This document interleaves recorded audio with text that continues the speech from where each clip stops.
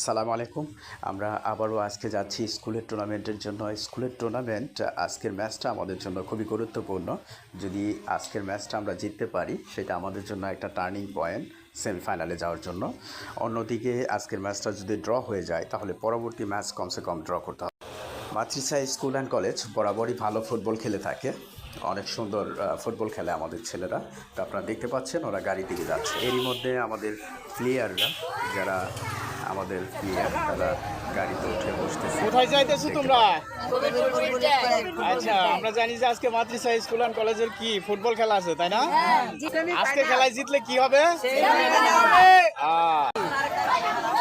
প্রিয় বন্ধুরা, আমরা অল্প কিছুক্ষণের মধ্যেই গাড়ি ছেড়ে চলে যাব বুড়িটাকের উদ্দেশ্যে। সেখানে আজকের খেলাটি অনুষ্ঠিত হবে।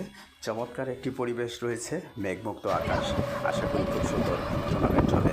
আমরা এখন রাস্তায় যাচ্ছি কবিরপুর বুড়িটাকের দিকে।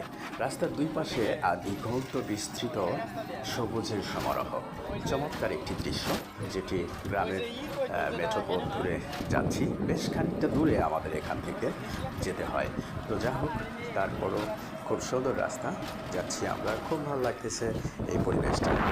ডিয়ার অডিয়েন্স, আপনারা দোয়া করবেন সবাই আজকে যেন আমাদের স্কুলের টিমটা জিততে পারে।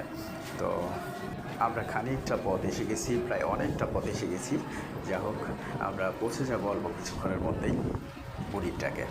ফুটবলের টুর্নামেন্ট যেন একটা এক্সট্রা চিত্ত বিনোদনের জায়গা, একটা আবেগের জায়গা। গ্রাম বাংলার প্রাচীনতম একটি জনপ্রিয় খেলা হচ্ছে এই ফুটবল। চমৎকার পরিবেশ, আমরা যাচ্ছি সেই সুন্দর ফুটবল উপহার দেওয়ার জন্য আপনাদেরকে।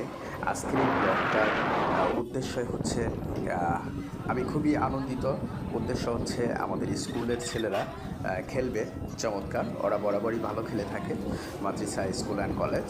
তো আমরা রাস্তার প্রায় শেষের দিকে এসে পড়েছি বুড়িটাকে। ধন্যবাদ সবাইকে ভিডিওটি দেখার জন্য। পরবর্তী ভিডিও দেখার জন্য আমন্ত্রণ।